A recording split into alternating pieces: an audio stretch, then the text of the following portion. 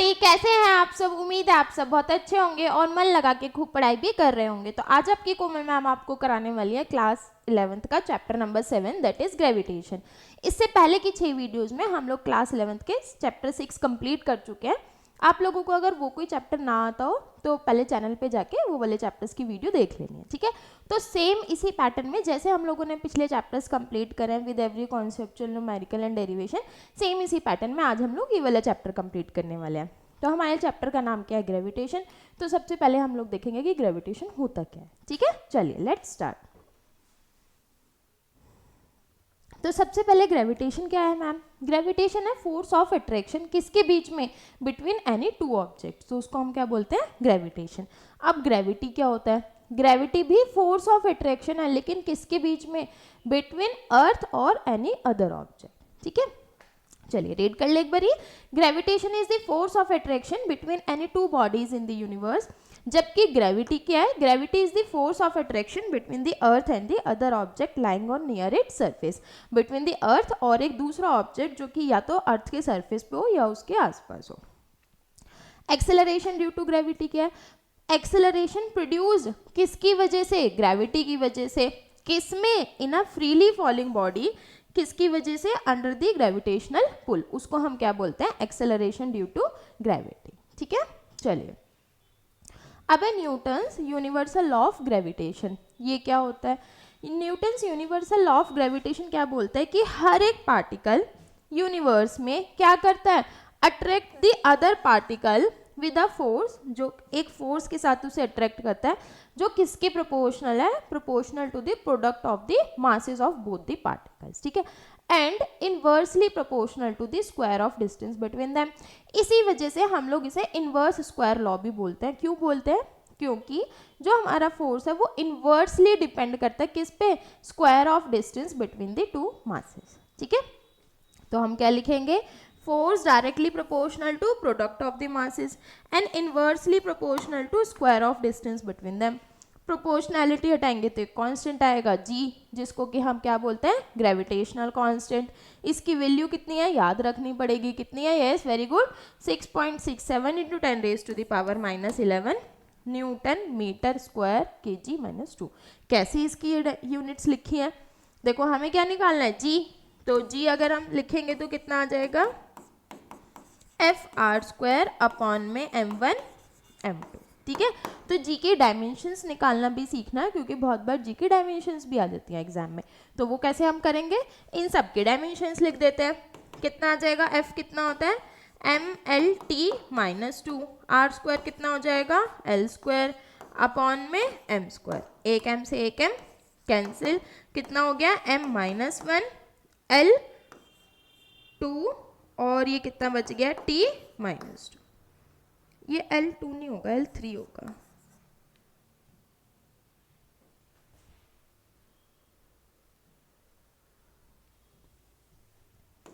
ठीक है। चलो करें अब स्टार्ट। तो ये क्या है हमारा g का डायमेंशनल फॉर्मूला। नेक्स्ट देखते हैं। अब हमें क्या देखना है, principal of superposition of gravitational forces. Principal of superposition of gravitational forces, इसका क्या मतलब है? इसका मतलब ये है, लेट अस सपोज कि मेरे पास 4 ऑब्जेक्ट है। अभी फिलहाल के लिए ऐसा समझ लेते हैं कि 4 है, वैसे ये n नंबर ऑफ ऑब्जेक्ट्स के लिए एप्लीकेबल है। तो सुपरपोजिशन प्रिंसिपल का मतलब क्या है कि अगर मैं एक टाइम पे इस ऑब्जेक्ट पे ग्रेविटेशनल फोर्स निकालना चाहूँ तो वो क्या होगा, सम ऑफ दी ग्रेविटेशनल फोर्सेस जो कि ये सब इस पे लगा रहे होंगे। आई बात समझ? चलो अब एक बारी रीड कर लेते हैं। According to the principle of superposition the resultant gravitational force acting on a particle, किसकी वजह से, due to a number of masses is the vector sum. वो क्या होगा, वेक्टर सम होगा किसका, gravitational forces exerted by the individual masses on the given particle. बात समझ में आ गई है? इसका मतलब क्या है कि अगर मैं इस पार्टिकल पे टोटल ग्रेविटेशनल फोर्स देखूं तो वो कितना होगा, इस पार्टिकल का ग्रेविटेशनल फोर्स प्लस इसका इन सब का वेक्टर सम। वेक्टर सम का मतलब समझते हो ना, फोर्स क्या है, वेक्टर क्वांटिटी है, यानी कि उसके पास डायरेक्शन भी होगी। तो हमें क्या देखना है, वेक्टर सम देखना है। आई बात समझ? ठीक है, कैसे लिख सकते हैं हम? लेट अस सपोज मैं फर्स्ट पार्टिकल पे फोर्स देख रही हूँ, तो फर्स्ट पे सेकंड की वजह से, फर्स्ट पे थर्ड की वजह से, फर्स्ट पे फोर्थ की वजह से, और फोर्स का फॉर्मूला कितना होता है? G m1 m2 by R square, direction होती है आर कैप। ठीक है, क्यों आर कैप? क्योंकि लेट अस सपोज ये दो पार्टिकल्स हैं m1 और m2, इनके बीच का डिस्टेंस है r, तो जो फोर्स ऑफ अट्रैक्शन लगेगा वो इसी डायरेक्शन में लगेगा। ठीक है, ये वाला जो m1 पार्टिकल है वो क्या करेगा? m2 को अपनी तरफ बुलाने की कोशिश करेगा, और m2 क्या m1 को अपनी तरफ अट्रैक्ट करेगा। तो r कैप का मतलब इन दोनों के जो डिस्टेंस है उसी की डायरेक्शन में। ठीक है, तो जी m1 m2 by R square, और ये r कैप क्या है? इसका मतलब क्या है? 2 और 1 जो पार्टिकल्स हैं उनकी जो डायरेक्शन होगी वो। ठीक है, सेम ऐसी 3 1, सेम ऐसी 4 1, कोई दिक्कत? चलो नेक्स्ट करें आप। अच्छा क्वेश्चन है, क्वेश्चन में क्या गिवन है? दो पार्टिकल्स हैं, each of mass m go round और the circles of the radius r around the action of their mutual gravitational attraction. ठीक है, हमें गिवन है कि दो पार्टिकल्स हैं, दोनों का मास कितना है? m। ठीक है, और क्या बोला है? ये किसकी वजह से मूव कर रहे हैं? Under the action of there gravitational attraction. किस में? सर्कुलर पाथ में। तो हमें क्या निकालना है? स्पीड कितनी होगी हर एक पार्टिकल। ठीक है, चलो इसका मतलब क्या है? इसका मतलब ये है ना कि इन्हें जो ग्रेविटेशनल फोर्स है वो क्या प्रोवाइड कर रहा है? Centripetal force. ग्रेविटेशनल फोर्स का फॉर्मूला भी हमने क्या करा? हम क्या लिखेंगे? Gravitational force is equals to centripetal force. चलो, ग्रेविटेशनल फोर्स का formula G m1 m2 upon में आर स्क्वायर, और centripetal force mv square by R. Masses दोनों के क्या है? इक्वल, तो ये हो जाएगा m स्क्वायर। इन दोनों के बीच में डिस्टेंस कितना हो जाएगा? रेडियस r है, लेकिन दोनों के बीच में डिस्टेंस कितना है? डायामीटर। तो उसको हम क्या लिख सकते हैं? 2r का square is equals to mv square upon में r। देखो कुछ कैंसिल हो रहा है, एक m से एक m कैंसिल, ये कितना आ जाएगा? gm अपॉन में 4r square is equals to v square upon में r। एक r से एक r कैंसिल, तो v की वैल्यू कितनी आ रही है हमारी? Under root G M by 4r। इसका मतलब ये दोनों पार्टिकल्स इतनी स्पीड से मूव कर रहे हैं। हो गया, कोई दिक्कत? चलो नेक्स्ट क्वेश्चन करें आप। अच्छा, नेक्स्ट क्वेश्चन में क्या बोला है? 3 equal masses of m kg each are fixed at the vertices of equilateral triangle ABC। ठीक है, what is the force acting on the mass 2m placed at the centroid G। हमें निकालना है कि ये जो मास 2m है इस पे कितना फोर्स लग रहा होगा फर्स्ट पार्ट में। सेकंड में what is the force if the mass at the vertex A is double. ठीक है, सेकंड पार्ट में बोला है कि जो मास A पे है उसको क्या कर दिया गया है? डबल। ठीक, चलो देखो, सबसे पहले अगर मैं ये m और जो सेंट्रॉइड पे 2m है इनके बीच का अगर मैं फोर्स देखूं तो वो किस डायरेक्शन में होगा? ये। ठीक है, सेम ऐसे यहाँ पे भी एक m है, ये डायरेक्शन इसकी होगी, और यहाँ पे भी एक m है, ये डायरेक्शन इसकी होगी। अच्छा, ये वाला जो 2m है ये सेंट्रॉइड पे रखा है, सेंट्रॉइड मतलब सेंटर। इसका मतलब इसका जो डिस्टेंस है हर एक मास m से, हर एक वर्टेक्स से क्या होगा? इक्वल। उसको लेट अस सपोज r कर लेते हैं, हम r मान लेते हैं। ठीक है, हमें क्या निकालना है? f। तो f का फॉर्मूला कितना होता है? f is equals to G m1 m2 upon में r स्क्वायर। अब एक चीज देखो, इन तीनों ही मासेस के लिए r क्या है? सेम। ठीक है, और मासेस भी तीनों की तीनों क्या है? सेम। तो ये जो तीन फोर्सेस हैं यहाँ पे मान लेते हैं F1, ये F2 और ये F3, ये तीनों के तीनों मासेस ही आपस में क्या होंगे? इक्वल। ठीक है, तो मैं लिख सकती हूँ F is equals to F1 is equals to F2 is equals to F3, और किसके बराबर होंगे? G m 2m। तो कितना हो गया? G 2m का स्क्वायर, तो मैंने इसे लिख दिया 2G m स्क्वायर अपॉन में r स्क्वायर। कोई दिक्कत? यहाँ तक समझ में आया? ठीक है, चलो अब हमें निकालना है तीन फोर्सेस का रिजल्टेंट। तो रिजल्टेंट वाले फॉर्मूले में तो दो ही पुट कर सकते हैं। हम क्या करेंगे? इन तीनों में से पहले इन दो का निकाल लेते हैं। देखो, ये कंप्लीट एंगल कितने का होता है? पूरा एक सर्कल वाला एंगल कितने का होता है? 360 डिग्री का। ये 3 इक्वल पार्ट्स में डिवाइड है, तो एक एंगल कितने का हुआ, इसका मतलब 120 डिग्री का, तो ये एंगल कितने का हो गया 120 डिग्री। ठीक है, चलो रिजल्टेंट का फॉर्मूला कितना होता है, R is equals to √a² plus b² plus 2ab cos theta. सबकी वैल्यूज पुट कर देते हैं, तो ये कितना आ जाएगा, R is equals to √ab, इन सबकी जगह पे क्या पुट कर दे, एफ, ये हो गया f² plus f² plus 2f² और cos थीटा है, थीटा कितना है 120 डिग्री, cos 120 कितना होता है -1/2, 2 से 2 कैंसिल, f² और ये है -f² प्लस f², ये भी कैंसिल, कितना बचेगा, R is equals to f। चलो अब देखो इन दोनों का रिजल्टेंट इस डायरेक्शन में आ रहा है, कितना f, और ऊपर जो f1 है वो भी किसके बराबर है f, तो ऊपर भी f नीचे भी f, f नेट कितना हो जाएगा मेरा फिर 0, f नेट किसके बराबर आ गया f1 माइनस f, और दोनों ही कितने हैं f के बराबर, तो f नेट कितना आ गया 0। आई बात समझ, कोई दिक्कत। चलो सेकेंड पार्ट में क्या बोला है, if the force find what is the force, कब, if the mass at the vertex A is doubled, जो ए पे मास है उसको क्या कर दिया गया डबल। अच्छा अब सुनो, ये डबल करें तो इसका मतलब F1 भी क्या हो जाएगा डबल हो जाएगा, F2 F3 तो कोई फर्क पड़ेगा नहीं, इसका मतलब मैं रिजल्टेंट निकालूं सेकंड केस में तो वो भी किसके बराबर आएगा, F के बराबर ही आएगा ना, क्योंकि चेंज तो इसमें हुआ है, इन दोनों में तो कोई चेंज नहीं हुआ है, तो रिजल्टेंट सेकंड केस में भी कितना आएगा F। अब मेरे को निकालना है F नेट, तो F नेट कितना हो जाएगा, ये हो जाएगा F1 माइनस F। ठीक है, अब की बारी हमारा जो F1 है वो 2gm² नहीं है, तब की कितना है 4gm, क्यों, क्योंकि ये भी 2m है और ये भी 2m है, तो ये कितना आ जाएगा 4gm² माइनस ये जो F आया है वो कितना है 2gm²। ठीक है, तो ये कितना हो गया 2gm², और डायरेक्शन का क्या आ रही है इसकी j कैप, ये ऊपर की तरफ ही आ रहा है, तो नेट डायरेक्शन क्या होगी j कैप।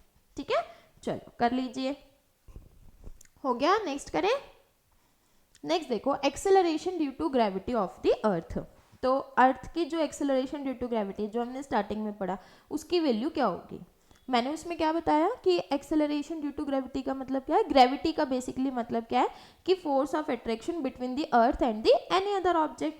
तो जब हम एक्सेलरेशन निकाल रहे हैं ग्रेविटी की वजह से, तो वहाँ पे जो हम फोर्स लेंगे वो क्या लेंगे, अर्थ और किसी और ऑब्जेक्ट के बीच का, है ना। तो मैंने फोर्स का फॉर्मूला क्या लिखा है, जी कैपिटल एम माने के रेडियस, ये मास ऑफ द अर्थ, ठीक है, और स्मॉल एम अपॉन में r², आर क्या है यहाँ पे रेडियस ऑफ द अर्थ, और एफ का फॉर्मूला कितना होता है एम में होता है, यहाँ पे ए की जगह पे मैंने जी लिखा है क्योंकि मैं वही निकाल रही हूँ acceleration due to gravity, acceleration gravity की वजह से। अच्छा ये दोनों फोर्सेस हैं, दोनों के दोनों फोर्सेस आपस में क्या होंगे इक्वल, एम से एम कैंसिल, एम से एम कैंसिल हो गया तो जी की वैल्यू कितनी आ जाएगी, जी एम अपॉन में r², ठीक है। मास ऑफ द अर्थ कितना होता है 6 × 10⁻24, और रेडियस ऑफ द अर्थ कितना होता है 6400 किलोमीटर। दोनों की वैल्यूज पुट करेंगे तो स्मॉल जी निकाल लेंगे, वही जो हम लोग यूज करते हैं 9.8 मीटर पर सेकेंड स्क्वायर, ठीक है। चलिए करें आगे।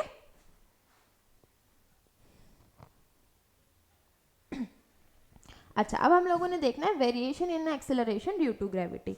तो हम एक्सेलरेशन ड्यू टू ग्रेविटी जो है उसमें वेरिएशन देखेंगे कि उसमें क्या क्या चेंजेस आते हैं, कब कब, 4 केसेस में। कौन कौन से 4 केसेस में, जब हम हाइट पे जाएं या डेप्थ पे जाएं, या फिर जो अर्थ रोटेट कर रही है उसके कारण, या फिर जो अर्थ की शेप है उसके कारण, ठीक है।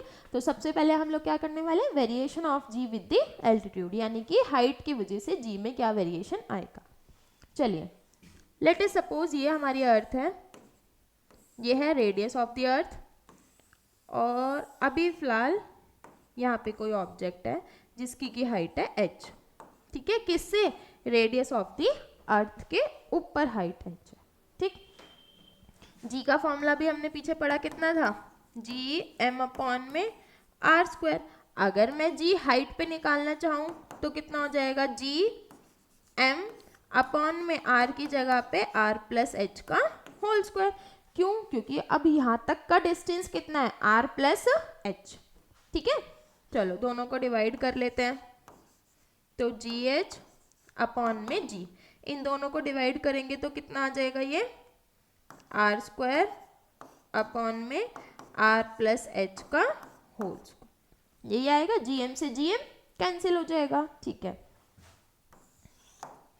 अच्छा ये कितना हो गया, जी एच अपॉन में G is equals to R square, नीचे से मैंने आर स्क्वायर बाहर कॉमन ले लिया, कितना बचेगा, 1 प्लस एच बाय आर का होल स्क्वायर।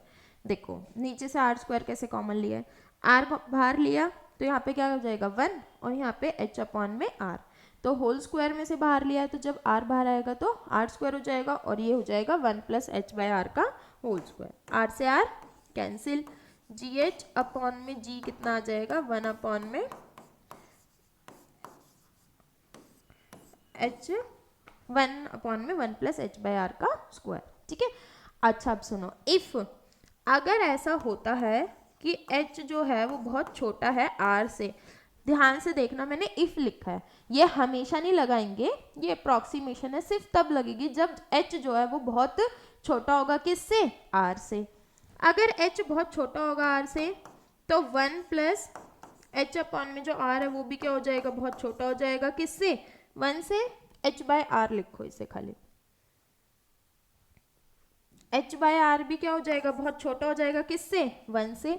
तो हम लगाएंगे यहाँ पे बायनोमियल, तो बायनोमियल में क्या होता है, 1 plus X raise to the power n किसके बराबर होता है, 1 plus N X plus N into N minus 1 साथ में X square plus N N minus 1 N minus 2 साथ में एक्स क्यूब, चलो यहाँ लिख देते हैं x cube and so on. ठीक है, अच्छा अब सुनो, ये फिलहाल में मैं अगर इससे कंपेयर करूँ तो है क्या मेरा x। ठीक है, यहाँ पे अगर कंपेयर करूँ तो x किसके बराबर है, h बाय आर, और n किसके बराबर होगा, n हो जाएगा माइनस का 2। कैसे पता लगा, 1 प्लस एच बाय आर का स्क्वायर है, इसको ऊपर लेके जाऊंगी तो कितना हो जाएगा, 1 प्लस एच बाय आर की पावर माइनस 2।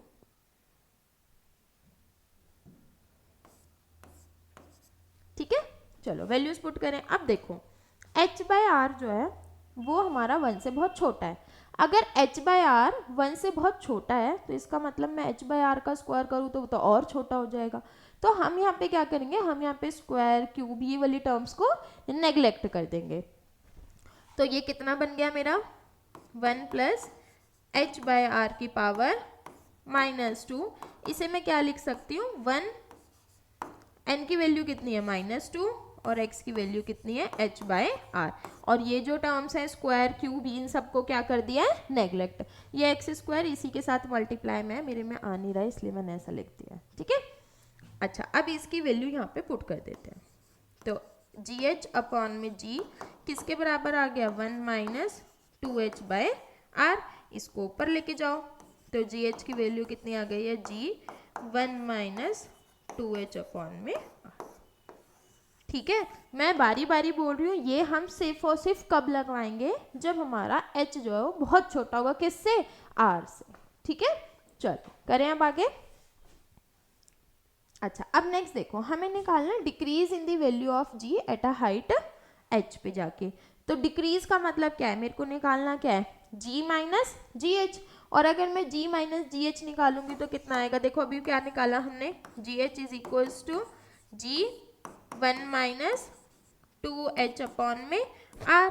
तो जी एच यहाँ से कितना आ जाएगा, G H is equals to G minus 2gh by r, इसको इधर ले आओ, 2gh अपॉन में r किसके बराबर आ गया, g माइनस जी एच। तो ये बेसिकली है क्या, ये डिक्रीज है क्या, कि हाइट h पे जाके जो हमारी g की वैल्यू उसमें कितना डिक्रीज हुआ है। ठीक है, अगर मेरे को निकालना हो कि परसेंटेज डिक्रीज कितना हुआ है, तो g minus G H by G वो कितना आ जाएगा, 2h बाय r आ जाएगा, फिर यहाँ से इंटू 100। ठीक है, चलो करें अब आगे। अच्छा देखो नेक्स्ट क्वेश्चन, हमें क्या बोला है, परसेंटेज डिक्रीज निकालना है किसमें, हमें in the weight of a body when taken to a height of 32 kilometre. ठीक है, अब हाइट कितनी है यहाँ पे, 32 किलोमीटर। हाइट जो है वो बहुत कम है किसके कंपैरिजन में, रेडियस ऑफ द अर्थ के कंपैरिजन में। तो अगर हाइट बहुत कम होती है रेडियस ऑफ अर्थ के कंपैरिजन में तो हम अप्रोक्सीमेशन लगा सकते हैं। ठीक है, पूछे क्या है, percentage decrease in the weight. तो परसेंटेज डिक्रीज इन वेट कितना होगा, जितना जी की वैल्यू में परसेंटेज डिक्रीज होगा, मास तो कांस्टेंट होता है और वेट क्या है एम जी, तो यानी कि जितना परसेंटेज डिक्रीज जी की वैल्यू में उतना ही परसेंटेज डिक्रीज किस में है, वेट में है। ठीक है, चलो परसेंटेज डिक्रीज इन जी की वैल्यू कितना होता है, फॉर्मूला जी माइनस जी एच बाय जी इंटू 100। ठीक है, और ये किसके बराबर था, 2h अपॉन में r इंटू 100।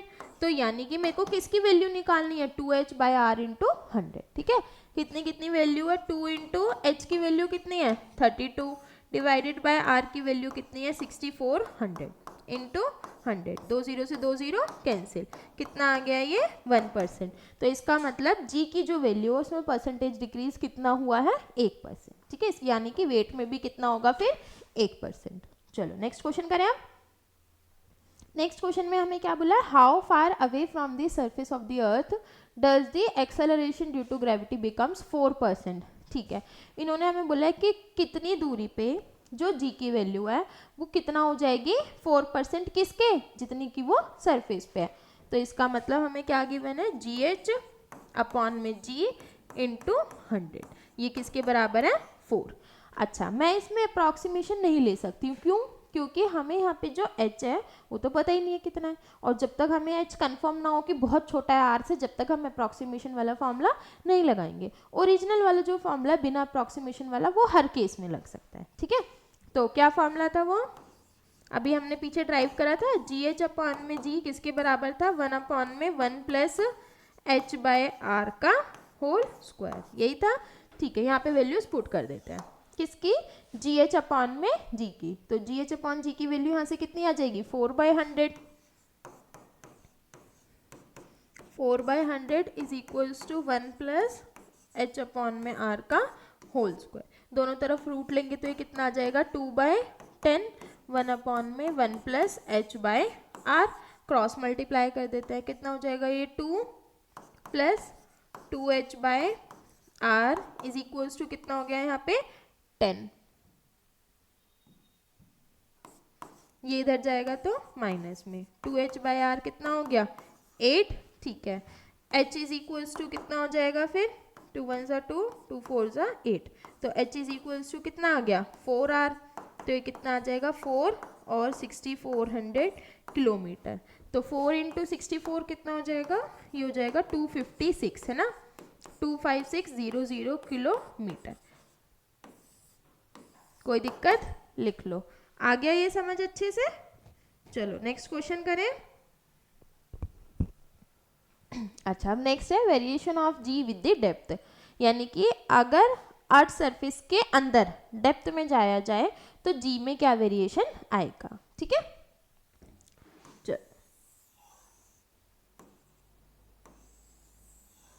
ये हमारा अर्थ सरफेस का रेडियस है आर पूरा का पूरा, और लेट अस सपोज ये जो डेप्थ है वो कितनी है डी।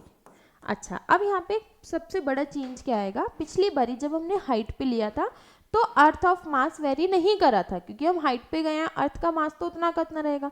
लेकिन जब हम डेप्थ पे जाएंगे, तो इस पूरी अर्थ का मास m है, तो क्या इतने हिस्से का भी m होगा, नहीं ना, इतने हिस्से का हमें निकालना पड़ेगा। ठीक है, अब वो हम कैसे निकालेंगे, डेंसिटी क्या है, डेंसिटी तो थ्रू आउट द कांस्टेंट है, तो डेंसिटी किसके बराबर होता है, मास बाय वॉल्यूम।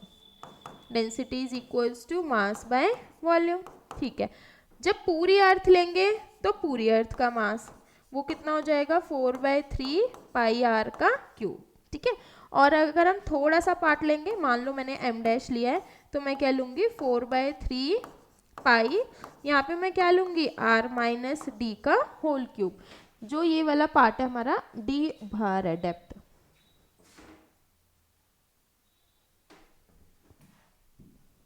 ये डेप्थ डी है, और ये वाला डिस्टेंस हो जाएगा r माइनस डी।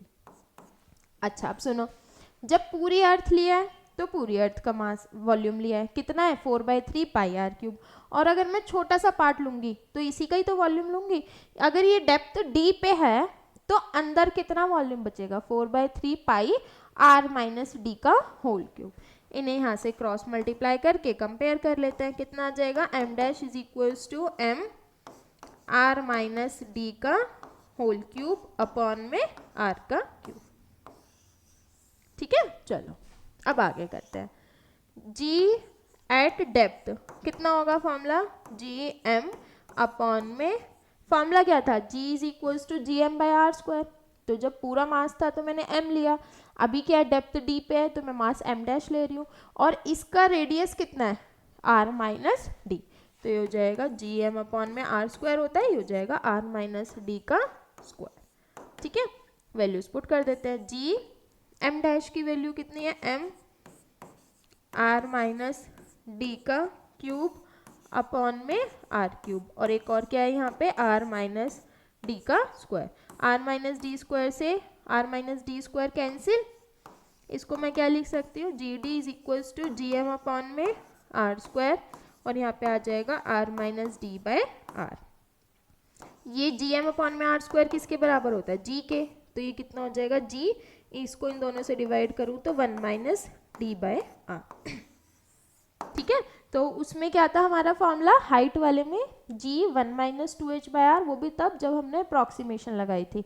यहाँ पे हमारा ओरिजिनली फॉर्मूला कितना आया बिना किसी अप्रॉक्सीमेशन के, g 1 minus D by R. ठीक है, चलो करें अब आगे। अच्छा क्वेश्चन देखते हैं। हम इसमें भी परसेंटेज डिक्रीज निकाल सकते हैं, जैसे हमने हाइट में निकाला ना, यहाँ पे भी निकाल सकते हैं। कितना होगा देखो, वो g minus G D upon में g इंटू 100, वही सेम ऐसे यहाँ पे निकालेंगे तो कितना आ जाएगा ये d बाय आर इंटू 100।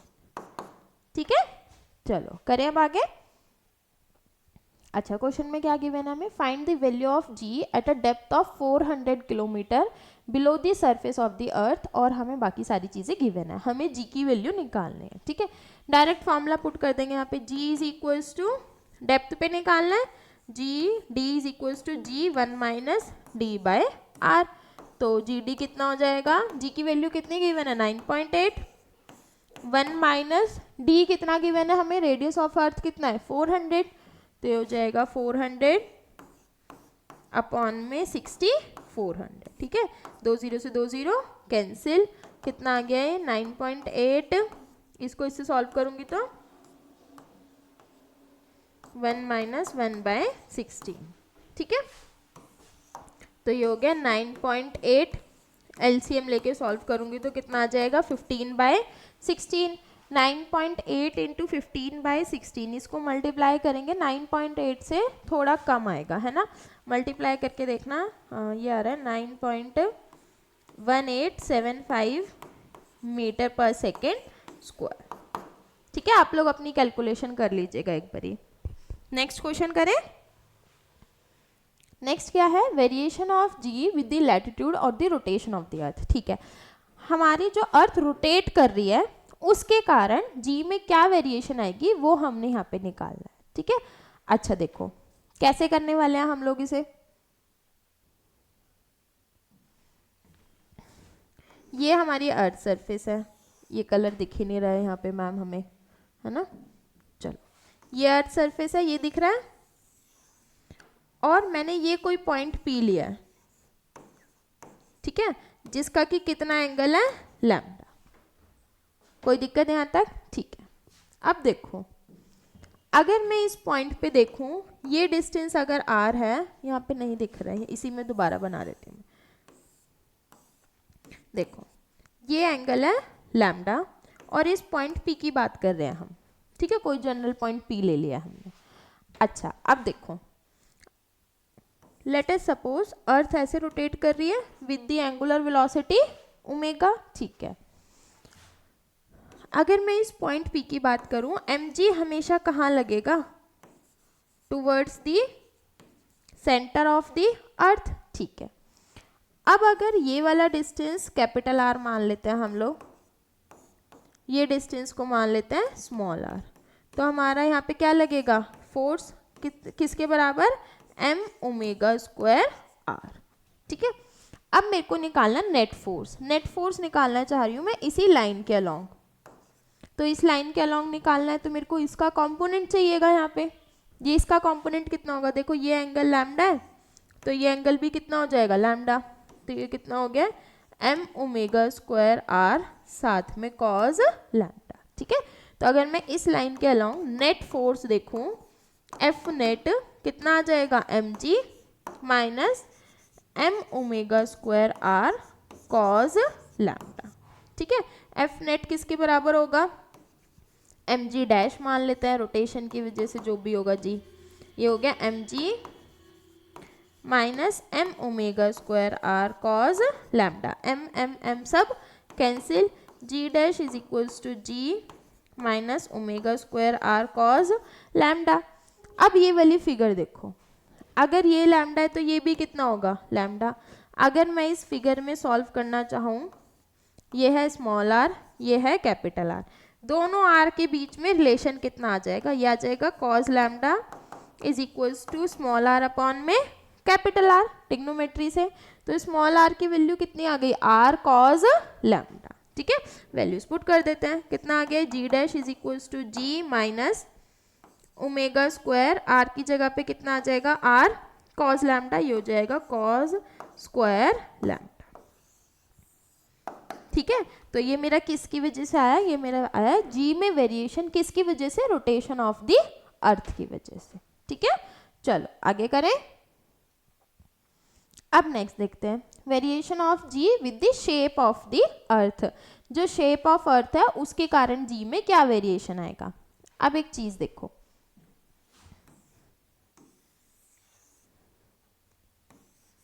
ये हमारा लैम्डा था, दोनों तरीकों से सीख लेते हैं। ये लैम्डा था हमारा, ठीक है।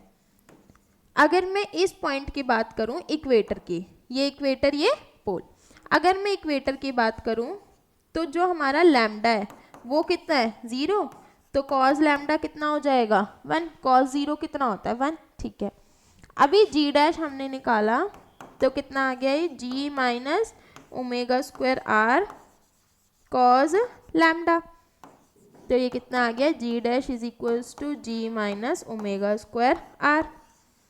ठीक है, ये किस पे आया है, इक्वेटर पे। अगर यही सेम चीज मैं पोल पे देखूं तो cos लैम्डा कितना हो जाएगा, 0, क्योंकि लैम्डा कितना हो जाएगा यहाँ पे 90। तो g डैश मेरा पोल पे कितना हो जाएगा, g के बराबर, यानी कि पोल पे g की वैल्यू क्या है, ज़्यादा है, किसके कंपैरिजन में, इक्वेटर के कंपैरिजन में। यहाँ तक समझ में आया, ठीक है। और यही चीज़ मैं कैसे एक्सप्लेन कर सकती हूँ, देखो g का फॉर्मूला कितना होता है, gm अपॉन में r स्क्वायर। g जो है वो पोल पे क्या है, ज़्यादा, क्योंकि जो हमारा r है पोल पे वो क्या है, कम, किसके कंपैरिजन में, इक्वेटर के कंपैरिजन में, है ना।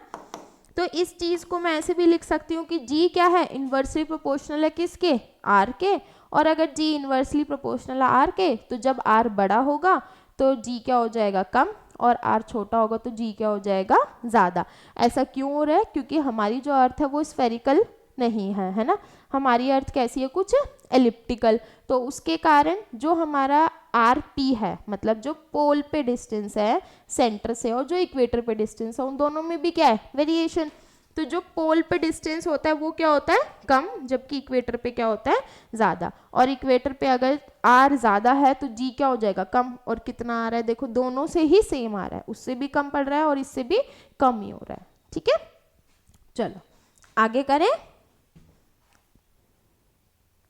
नेक्स्ट क्वेश्चन देखते हैं, क्या बोला, determine the speed with which the earth would have to rotate on its axis so that the person on the equator would weigh 3/5 as much as the present weight. ठीक है, जो person है equator पे, equator बोला है ना, तो अगर इक्वेटर बोला है तो लैम्डा कितना हो जाएगा, 0, तो कॉस लैम्डा कितना हो जाएगा हमारा, 1। ठीक है, अच्छा, जी डैश का फॉर्मूला भी हमने कितना पढ़ा, G dash is equals to G minus omega square R cos square lambda. Cos lambda कितना हो जाएगा फिर 1, तो ये आ जाएगा g dash is equals to g minus omega square r। ठीक है, अच्छा अब हमें क्या बताना है, इसका जो वेट है 3/5 है, वेट 3/5 है, इसका मतलब g की वैल्यू भी कितनी है 3/5, तो g डैश की जगह पे क्या पुट कर दूँ 3g/5 किसके बराबर है g minus omega square r। इसको इधर लेके जाओ, कितना हो गया ये omega square r is equals to g minus 3g/5, कितना हो गया omega square r is equals to 5g minus 3g/5, तो ओमेगा स्क्वायर r किसके बराबर आ जाएगा 2g/5, ओमेगा स्क्वायर किसके बराबर आ गया 2g/5r। ठीक है, चलो तो ओमेगा किसके बराबर आ जाएगा √2g, g की वैल्यू कितनी है 9.8 डिवाइडेड बाय 5, और रेडियस ऑफ द अर्थ कितना होता है 6400 किलोमीटर, गिवन भी है क्वेश्चन में।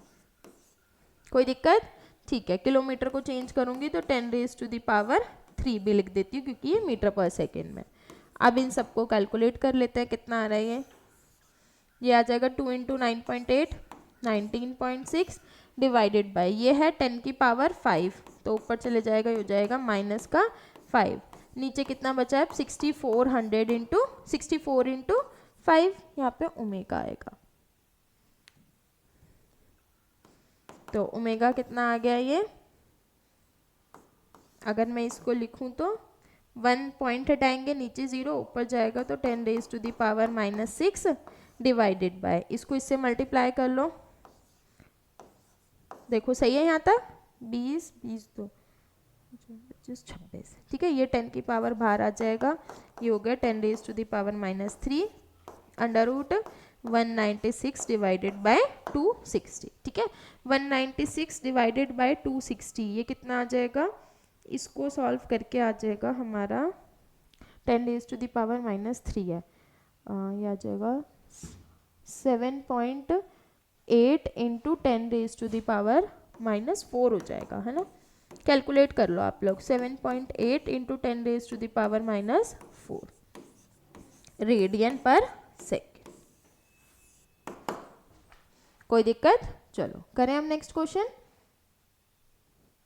अच्छा नेक्स्ट क्या है, intensity of the gravitational field. ठीक है, तो intensity of gravitational field basically क्या होता है कि कितना force per unit mass experience किया गया, उसको हम क्या बोलते हैं intensity of the gravitational field.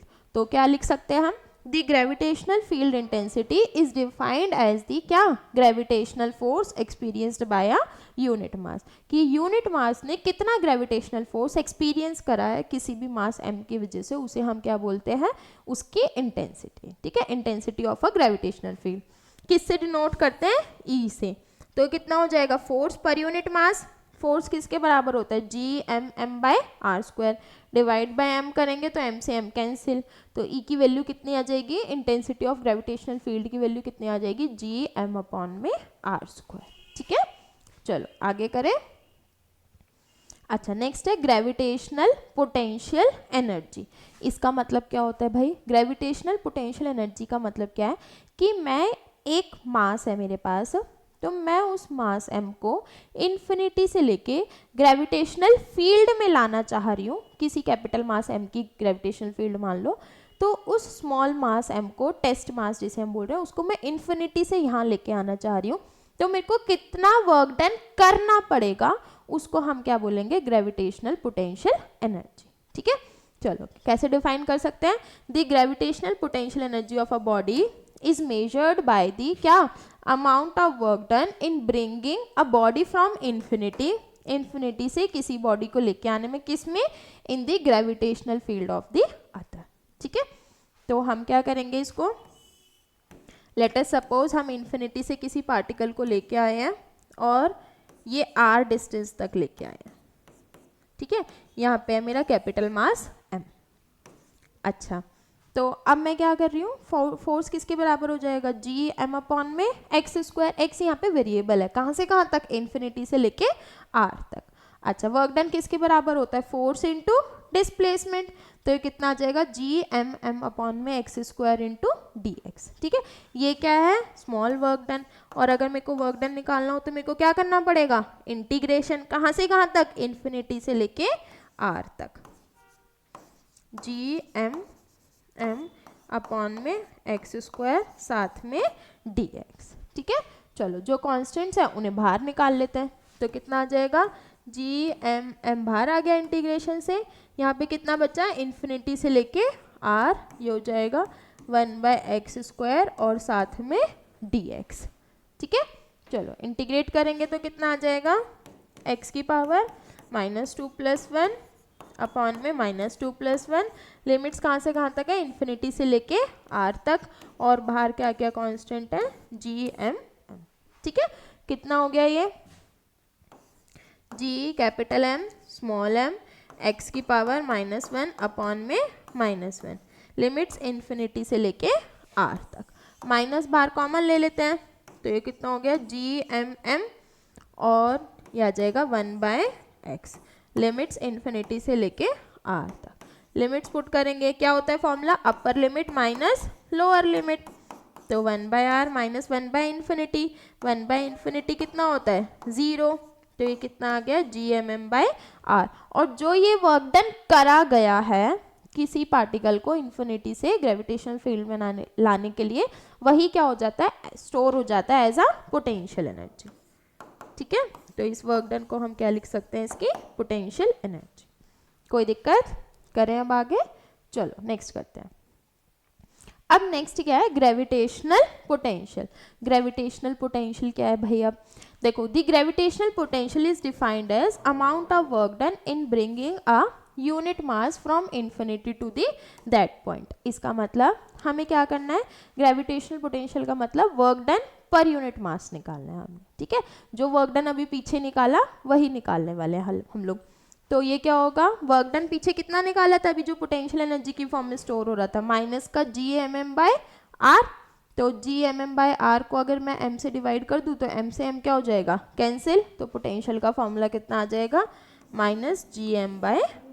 ठीक है, और अगर सरफेस पे बात करें, सरफेस ऑफ द अर्थ पे, तो स्मॉल r किसके बराबर हो जाता है, कैपिटल R। देखो दोनों में क्या फ़र्क है, पोटेंशियल में GM अपॉन में r है खाली, और इसमें क्या है, GMM/r।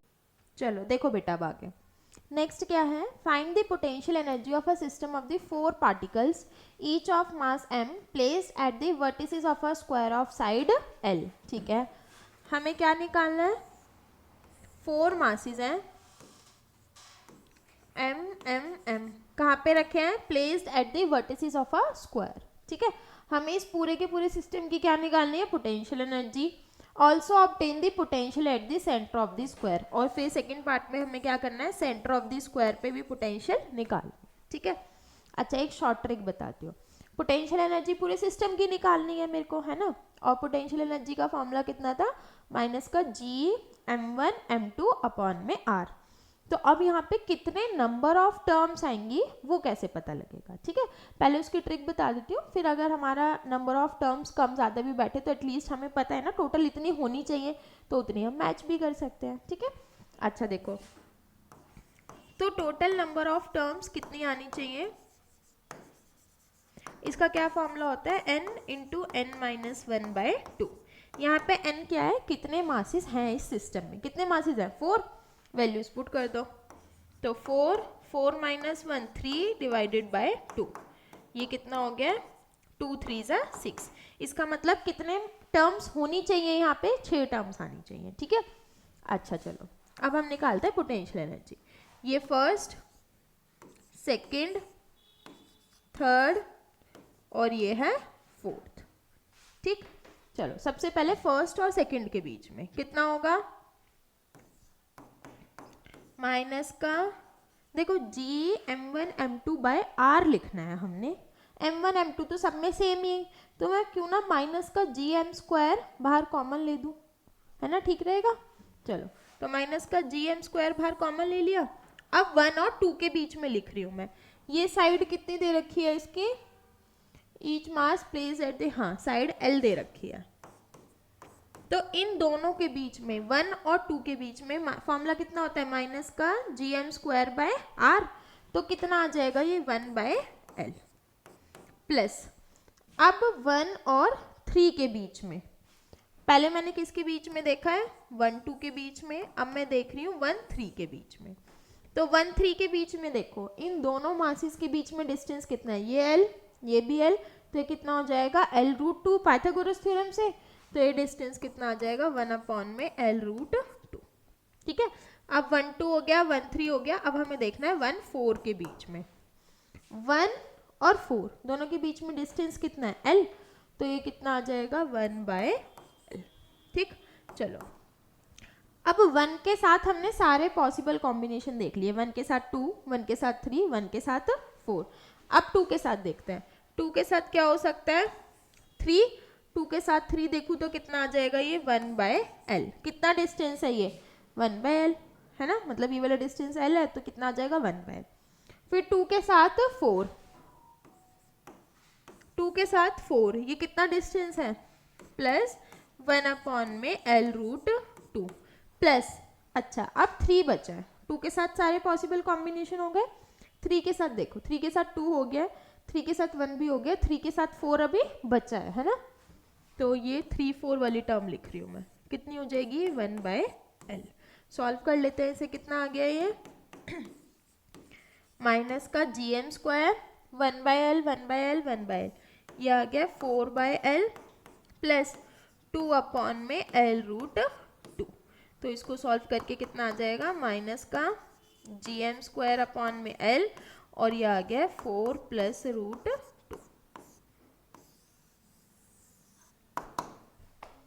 कोई दिक्कत, ठीक है।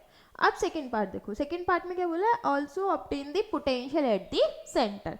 पोटेंशियल का फॉर्मूला कितना होता है V = -gm/r है ना। चलो अब कितना हो जाएगा ये, इस सेंटर पे देखो चार मासेस हैं, चारों की वजह से डिस्टेंस क्या है सेम, और वो कितना है ये डायगोनल है, डायगोनल का आधा हुआ ना, इस पॉइंट O तक सेंटर पे निकालनी है, तो डायगोनल का कितना होगा आधा। ठीक है, तो हम क्या लिखेंगे सेकेंड पार्ट में, मेरे को पोटेंशियल टोटल निकालनी है चारों की वजह से, तो कितना आ जाएगा माइनस का gm/, में r की वैल्यू कितनी है l√2/2। ये क्या करा है मैंने, पहले इस पूरे डायगोनल की लेंथ लिखी है, कितनी है वो l√2, फिर उसका आधा करा है, क्यों, क्योंकि पॉइंट O तक का डिस्टेंस कितना है l√2/2। ठीक है, इसे सॉल्व कर लो, ये कितना आ जाएगा √2, तो v टोटल कितना आ जाएगा माइनस का √2 gm/l। लिख लो, ये समझ में आ गया है, कोई दिक्कत इतने में। चलो नेक्स्ट क्वेश्चन करें फिर,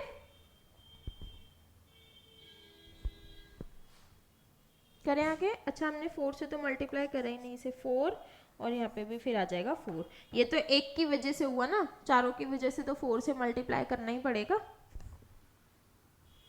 चलो कर दूं नेक्स्ट, लिख लिया ये।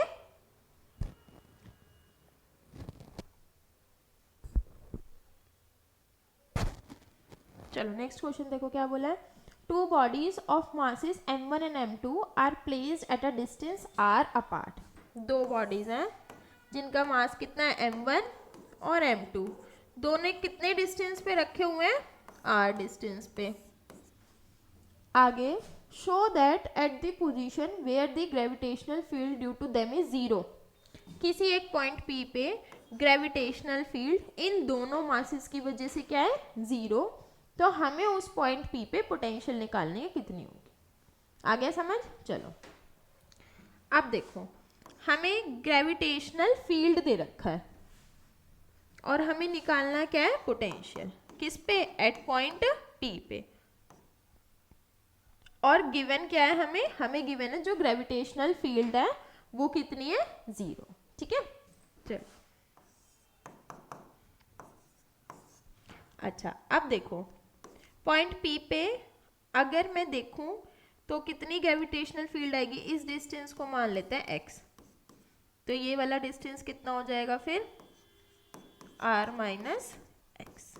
ठीक है, तो अब 0 किसके बराबर है, नेट फील्ड कितनी है यहाँ पे gm1/x minus gm2 m2 upon में r माइनस एक्स। कोई दिक्कत? यहाँ तक समझ में आया? ठीक है, चलो अपॉन में स्क्वायर भी आएगा।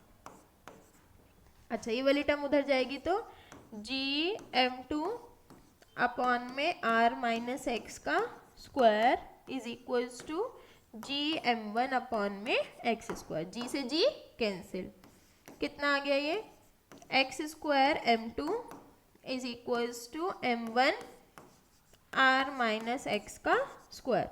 दोनों तरफ रूट लेंगे तो ये कितना आ जाएगा, x m2 का root is equals to under root m1 r minus x.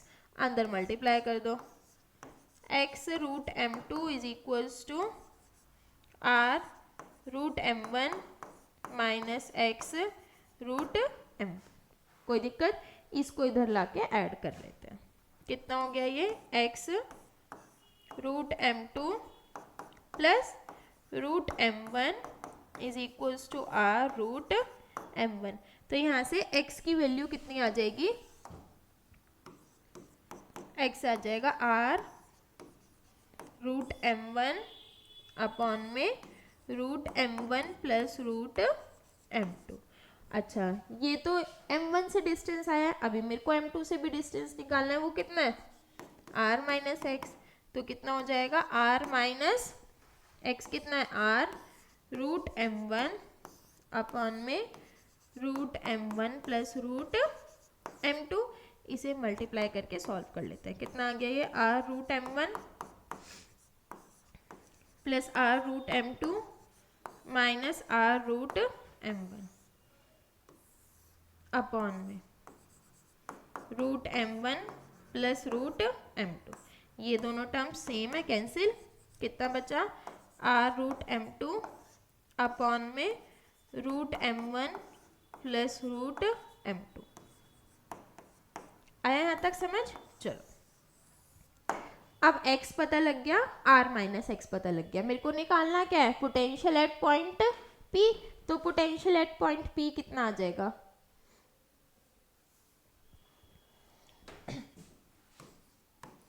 Eight P ये कितना हो जाएगा, जी m1 अपॉन में यहाँ पे कितना आ जाएगा, x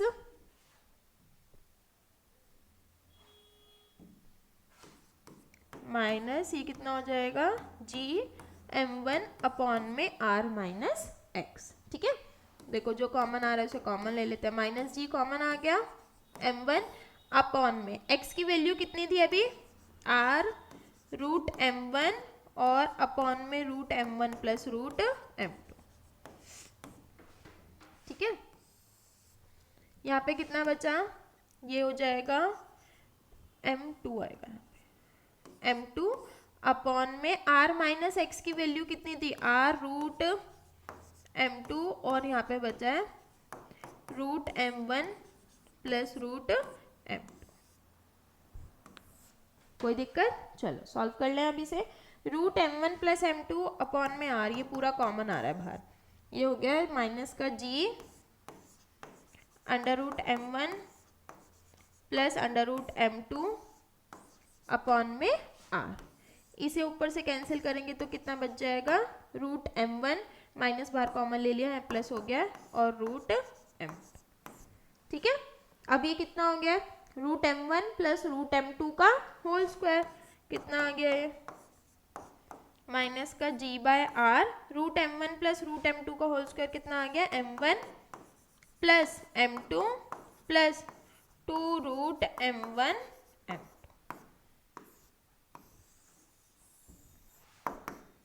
कोई दिक्कत? यहाँ तक समझ आया? चलो नेक्स्ट क्वेश्चन करें आप। और देखो यही हमने प्रूफ करना था। कहाँ गया क्वेश्चन, ये रहा। ठीक है, चलो नेक्स्ट क्वेश्चन करते हैं।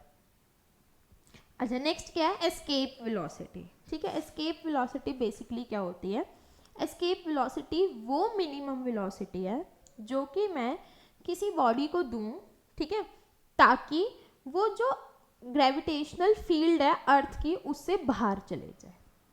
आई बात समझ? ठीक है, तो क्या बोला है, escape velocity is the minimum velocity with which a body must be projected vertically upward in order that it may just escape the gravitational field of the earth. समझ में आ गया? ठीक है, तो यहाँ पे हम क्या करने वाले हैं, यहाँ पे हम लोग लगाएंगे कंजर्वेशन ऑफ एनर्जी. तो बाय कंजर्वेशन ऑफ एनर्जी. ठीक है, टोटल एनर्जी जो इनिशियल होगी वो किसके बराबर हो जाएगी, टोटल एनर्जी जो फाइनल होगी. ठीक है, अब इनिशियल टोटल एनर्जी किसके बराबर होगी, kinetic energy initial plus potential energy initial is equals to kinetic energy final plus में पोटेंशियल एनर्जी फाइनल. ठीक है, काइनेटिक एनर्जी इनिशियल क्या है, ये तो वही होगी हाफ एम वी स्क्वायर, जो वेलोसिटी हम दे रहे हैं. तो ये कितना हो जाएगा, हाफ एम. इसको मैं वी ई का स्क्वायर लिख देती हूँ. वी ई क्यों लिखा है मैंने, क्योंकि हम इसे एस्केप वेलोसिटी ले रहे हैं, तो वी ई से डिनोट कर रहे हैं. ठीक है, पोटेंशियल एनर्जी कितना हो जाएगा, माइनस का जी एम अपॉन में आर इज इक्वल्स टू. अच्छा, अब हम इसे कहाँ भेज रहे हैं, इन्फिनिटी पे. इन्फिनिटी को हम क्या मानते हैं, रेफरेंस, तो वहाँ पे पोटेंशियल एनर्जी क्या हो जाएगी, जीरो, और हाईएस्ट पॉइंट पे काइनेटिक एनर्जी भी जीरो. तो ये दोनों एनर्जीज क्या हो गई हमारी, जीरो. तो हमारे पास अब क्या बचा, हाफ एम वी ई का square is equals to G M upon में आर. कोई दिक्कत? ठीक है, अब m से m कैंसिल, तो वी ई कितना बचा है, अंडर रूट 2gm अपॉन में r. देखो यहाँ पे सारी की सारी टर्म्स क्या है, कांस्टेंट. तो अगर मैं वी ई की वैल्यू ये सारे कांस्टेंट्स पुट करूँ तो कितनी आ जाएगी, 11.2 किलोमीटर पर सेकेंड. कोई दिक्कत? करें अब आगे, चलो नेक्स्ट देखते हैं. नेक्स्ट क्वेश्चन है, हमें क्या गिवन है, एक if a earth has a mass 9 times and the radius twice that of the planet mass, calculate the minimum velocity required by the rocket to pull out the. अच्छा ठीक है, इन्होंने हमें क्या बोला है, मार्स का मास और रेडियस कंपेयर करा है किसके साथ, अर्थ के साथ, और बोला है कि अगर अर्थ पे जो हमारी एस्केप वेलोसिटी है वो 11.2 किलोमीटर पर सेकेंड है, तो मार्स पे कितनी होगी. ठीक है, चलो एस्केप वेलोसिटी का फॉर्मूला कितना होता है, V E is equals to under root 2gm upon में r.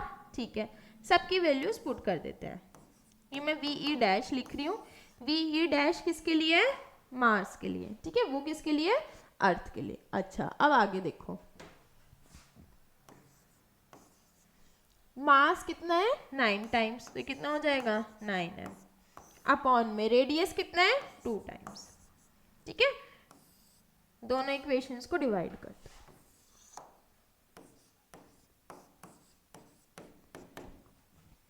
टू से 2 कैंसिल, जी से जी कैंसिल, m से m कैंसिल, r से r कैंसिल. तो ये कितना बच गया है, ये आ जाएगा अंडर 1 अपॉन में 9/2 है. 9/2 कितना हो गया, अंडर रूट 44.5. ठीक है, तो मेरे को क्या निकालना है, मेरे को निकालना है वी ई डैश. तो वी ई डैश कितना आ जाएगा फिर यहाँ से, 1 अपॉन में 9/2. ठीक है, if earth has a mass 9 times, बेटा ये उल्टी वैल्यूज पुट कर दी है. अर्थ का जो मास है वो 9 टाइम्स है and radius twice that of a Mars है, और रेडियस जो है अर्थ का 2 टाइम्स है. तो ये वी ई डैश है और ये वी ई है. ठीक है, ये वी ई डैश है और ये हमारा वी. तो ये कितना आ जाएगा, वी ई डैश कितना हो जाएगा हमारा, वी ई अपॉन में अंडर रूट 4.5. ठीक है, इसे इरेज कर देते हैं, इसे सॉल्व कर लो, कितना आ जाएगा ये सॉल्व करके, वी ई की वैल्यू कितनी है, 11.2 किलोमीटर पर सेकेंड डिवाइडेड बाय रूट 4.5. ठीक है, देखो कंफ्यूजन ना हो, मैं लिख देती हूँ. क्वेश्चन में मेरे को क्या गिवन है, अर्थ हैज अ मास, जो मास ऑफ अर्थ है जो हम m लेते हैं वो किसके बराबर है, 9 times that of Mars m dash. आई बात समझ, कोई दिक्कत इतने में। और दूसरी चीज़ हमें क्या बोली है, एंड ट्वाइस रेडियस जो है अर्थ का वो 2 टाइम्स है किसके, इसके।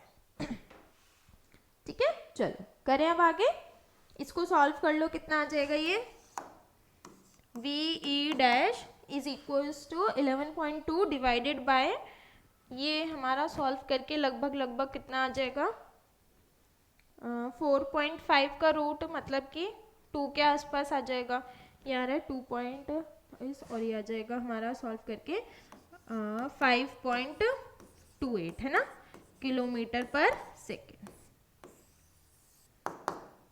आया समझ, कैलकुलेशन एक बार और चेक कर लीजिए। नेक्स्ट क्वेश्चन करें आप, चलो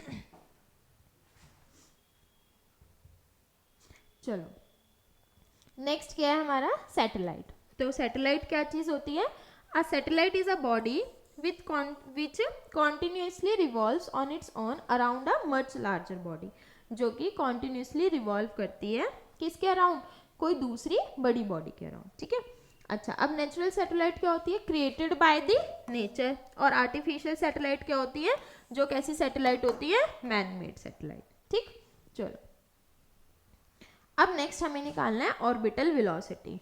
तो ऑर्बिटल वेलोसिटी क्या होती है, orbital velocity is the velocity required to put the satellite into its orbit around the earth. इसका मतलब क्या है, अभी हमने क्या बताया, सैटेलाइट क्या होती है, कोई एक बॉडी जो कि कॉन्टिन्यूसली रिवॉल्व कर रही है दूसरी बड़ी बॉडी के अराउंड।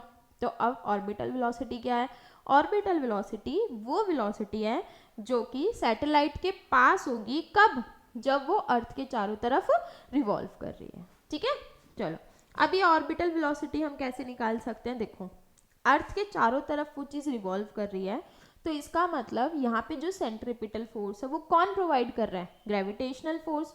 तो हम क्या लिखेंगे, centripetal force provided by the gravitational force. Centripetal force कितना होता है, M V square by R, और ग्रेविटेशनल फोर्स कितना होता है, जी एम अपॉन में आर स्क्वायर। एक आर से एक आर कैंसिल, एक एम से एक एम कैंसिल, ये कितना आ गया है, v is equals to under root G M by R. ठीक है, अच्छा ये क्या है, ये है हमारी ऑर्बिटल वेलोसिटी, और अभी हमने जो पीछे निकाली थी वो क्या थी, हमारी एस्केप वेलोसिटी। ठीक है, अब अगर हमें निकालना हो relation between escape velocity and the orbital velocity, तो हम कैसे निकालेंगे, एस्केप वेलोसिटी कितना था, रूट जी एम अपॉन में आर, और ऑर्बिटल वेलोसिटी कितना है वो कितना था, रूट 2 जी एम अपॉन में आर, और ये कितना है, रूट जी एम अपॉन में आर, दोनों को डिवाइड कर दो, तो वी ई अपॉन में वी नॉट किसके बराबर आ गया, रूट 2।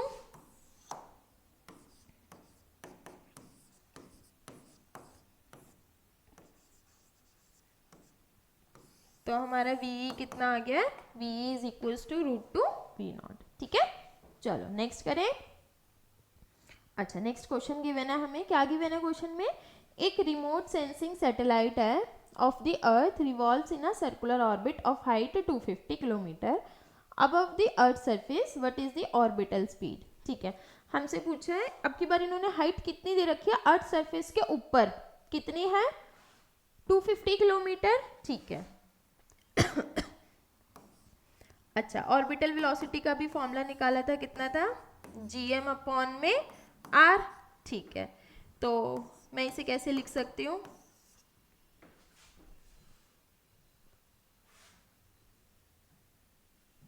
ये कितना आ जाएगा, अंडर रूट जी एम, और जो हमारा आर है वो भी फिलहाल में कितना है, आर प्लस एच। कोई दिक्कत, यहाँ तक समझ में आया। ठीक है, चलो अब सबकी वैल्यूज पुट कर देते हैं। जी हमारा कांस्टेंट है, एम हमारा कांस्टेंट है, और ये कितना है, आर प्लस एच। आर कितना है 6400, और एच कितना दे रखा है हमें 250। ठीक है, चलो सबकी वैल्यूज पुट करें, कितना आ जाएगा, ये जी की वैल्यू पुट कर दो, 6.9 लिख लो approximately, into 10 raise to the power minus 11, 6.6 into 10 raise to the power -11, mass कितना होता है 6 into 10 raise to the power 24 divided by R plus H. R हमें पता है 6400 है और एच की वैल्यू कितनी है 250, तो ये कितना आ जाएगा 6400 प्लस में 250, किलोमीटर को चेंज करूंगी तो into 10 raise to the power 3। ठीक है, इसे फटाफट कैलकुलेट करो, देखो कितना आंसर आ रहा है 6.67 into 6 into 10 raise to the power कितना आ जाएगा ये 13 -3 अपॉन में इन दोनों को ऐड कर दो। ठीक है, तो ये कितना आ गया V naught is equals to under root 6.67 into 6 divided by 6650 into 10 raise to the power 10। ठीक है, कैलकुलेट कर लो फटाफट, इसका आंसर अप्रॉक्सीमेटली कितना आ रहा है 10 रेज टू द पावर 10 का तो बाहर 5 लिख देते हैं। अब अंडर रूट में बचा है 6.67 इंटू 6 और ये कितना आ जाएगा हमारा 10 रेज टू द पावर 5 तो आ ही रहा है ना इसको सॉल्व करके आ रहा है 0.07 है ना, तो ये हो जाएगा हमारा अगर मैं इसको सॉल्व कर लूँ पूरा तो ये आ जाएगा 7.76 into 10 raise to the power कितना हो जाएगा 3 और मीटर पर सेकेंड। आप लोग कैलकुलेशन चेक कर लीजिए सही करा है ये चलो नेक्स्ट पार्ट क्या बोला है, period of the revolution of the satellite, मतलब हमें क्या निकालना है यहाँ पे टाइम पीरियड। ठीक है, टाइम पीरियड का फॉर्मूला कितना होता है t इज इक्वल्स टू, देखो स्पीड क्या होता है डिस्टेंस अपॉन में टाइम, तो टाइम क्या हो जाएगा डिस्टेंस अपॉन में स्पीड, तो ये कितना आ जाएगा 2 पाई r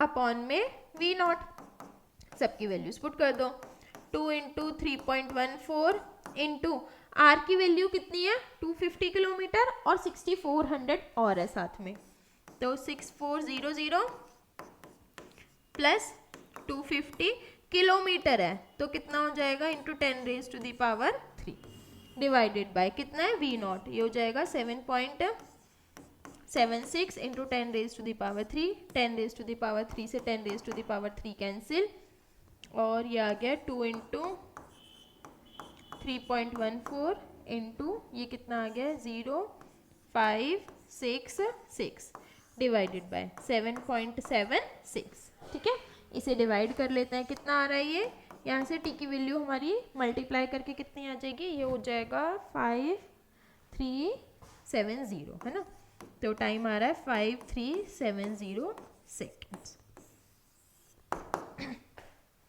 आया समझ, कोई दिक्कत? चलो नेक्स्ट क्वेश्चन ट्राई करें। अच्छा, नेक्स्ट में हमें क्या बोला है, calculate the value of the orbital velocity for an artificial satellite of the earth orbiting at a height equal to the radius of the earth. अच्छा, अब क्या बोला है, कितनी हाइट पे ऑर्बिट कर रहा है, जितनी की रेडियस ऑफ द अर्थ है, तो v का फॉर्मूला कितना था अंडर रूट gm अपॉन में r, तो ये कितना आ जाएगा r की जगह पे, उसने बोला है हाइट कितनी है जितना रेडियस ऑफ द अर्थ है, तो रेडियस ऑफ द अर्थ के बराबर हाइट है, इसका मतलब सेंटर से लेकर और सैटेलाइट तक का कितना डिस्टेंस हो जाएगा 2r, तो ये कितना आ जाएगा gm अपॉन में 2r। ठीक है, ये क्या है हमारी ऑर्बिटल वेलोसिटी, v नॉट कितना आ जाएगा 1/√2 और ये बच जाएगा under root gm by r। वैसे ऑर्बिटल वेलोसिटी की तो वैल्यू हमें पता ही है कितनी होती है, ये 7.92 किलोमीटर पर सेकेंड, ये वाली वैल्यू यहाँ पे v नॉट की पुट कर देते हैं, तो 7.92 डिवाइडेड बाय √2, √2 कितना होता है 1.414, तो 7.92 डिवाइडेड बाय 1.414 ये कितना आ जाएगा, ये हमारा अप्रॉक्सीमेटली हो जाएगा 5 में आएगा है ना, तो 5.6 लिख ले रही हूँ मैं, आप लोग और कैलकुलेट कर लेना एग्जैक्टली कितना आ रहा है, 5.6 किलोमीटर पर सेकेंड। ठीक है, चलो नेक्स्ट क्वेश्चन करें। नेक्स्ट में क्या बोला है हमें, a spaceship is launch into a circular orbit close to the earth surface. ठीक है, अर्थ सरफेस के क्लोज लॉन्च करा गया है What additional velocity has now to be imparted to this spaceship in the orbit to overcome the gravitational pull? ठीक है, देखो आसान भाषा में ये बोला गया है कि उसके पास ओरिजिनली जो वेलोसिटी है वो ऑर्बिटल वेलोसिटी है, उसे चाहिए क्या, उसे चाहिए एस्केप वेलोसिटी, तभी तो वो ग्रेविटेशनल पुल से बाहर जाएगा। तो तुम्हें कितनी वेलोसिटी और अभी उसे देनी पड़ेगी, ठीक है। तो हम क्या लिखेंगे, जो हमें एडिशनल वेलोसिटी उसे देनी है, एडिशनल वेलोसिटी जो हमें उसे देनी है वो किसके बराबर होगी,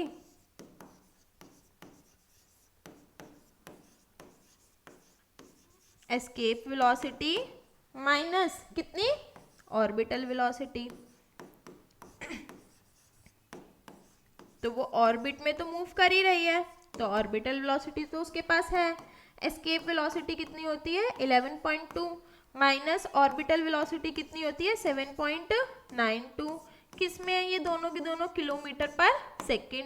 तो ये कितना आ जाएगा, ये हमारा आ जाएगा 3.2 किलोमीटर पर सेकेंड, यानी कि हमें इतनी वेलोसिटी उसे अभी और देनी पड़ेगी, ठीक है। चलो लिख लो फटाफट, करें आगे। और 2 डिजिट तक लिखना है तो भले ही से 2 डिजिट तक लिख लेना, 3.27। चलो नेक्स्ट देखें। अच्छा, अब नेक्स्ट है जियो स्टेशनरी सैटेलाइट, ठीक है। देखो नाम से कुछ पता लग रहा है, स्टेशनरी, स्टेशनरी मतलब कुछ ऐसा जो रुका हुआ हो। अब रुकी हुई तो होगी नहीं, सैटेलाइट है तो, है ना, वो मूव तो कर ही रही होगी। तो जियो स्टेशनरी सैटेलाइट का मतलब बेसिकली क्या होता है कि ऐसी सैटेलाइट जो कि अर्थ के चारों तरफ घूम रही है, ठीक है, इक्विलेटरल प्लेन में विद द सेम स्पीड, जैसे अर्थ अपने एक्सिस पे रोटेट करती है और विद द सेम डायरेक्शन। तो वो अर्थ से उसे अगर देखा जाए तो कैसा लगेगा, स्टेशनरी। भाई कोई चीज़ हमारे बिल्कुल पैरेलल में चल रही है, हमारी सेम स्पीड में, सेम डायरेक्शन में, तो हमें वो कैसे लगेगा कि वो तो रुका हुआ ही है। सेम उसी तरीके से ये जियो स्टेशनरी सैटेलाइट्स होते हैं, ठीक है। चलो रीड कर लें एक बारी। A satellite which revolve around the sun in its equilateral plane, क्या, with the same angular speed and in the same direction. Same ही तो एंगुलर स्पीड हो और सेम ही डायरेक्शन हो, तो उसे हम क्या बोलते हैं, जियो स्टेशनरी सैटेलाइट, ठीक है। अच्छा, अब पोलर सैटेलाइट कौन सी होती है, a satellite that revolves in the polar orbit, जो कि किस में रिवॉल्व करती है, पोलर ऑर्बिट में, उसे हम क्या बोलते हैं, पोलर सैटेलाइट, ठीक। चलो आगे देखते हैं। अब हमें निकालनी है total energy of a satellite, कि जो तुम्हारी सैटेलाइट है उसके पास टोटल कितनी एनर्जी होती है, ठीक है। अब टोटल एनर्जी किसके बराबर होता है, काइनेटिक एनर्जी प्लस में पोटेंशियल एनर्जी।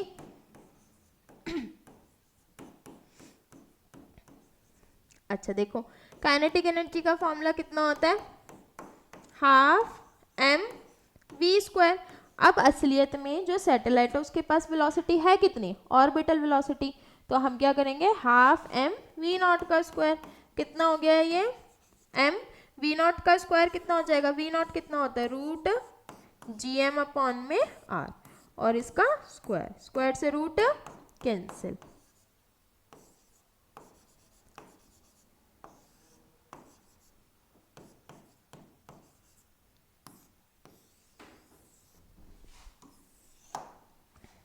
आगे यहाँ तक समझ, ठीक है। अब पोटेंशियल एनर्जी निकालते हैं। पोटेंशियल एनर्जी तो अभी हमने पीछे भी पढ़ी थी, कितनी थी, माइनस का जी एम अपॉन में आर, ठीक है। हमें क्या निकालनी है, टोटल एनर्जी।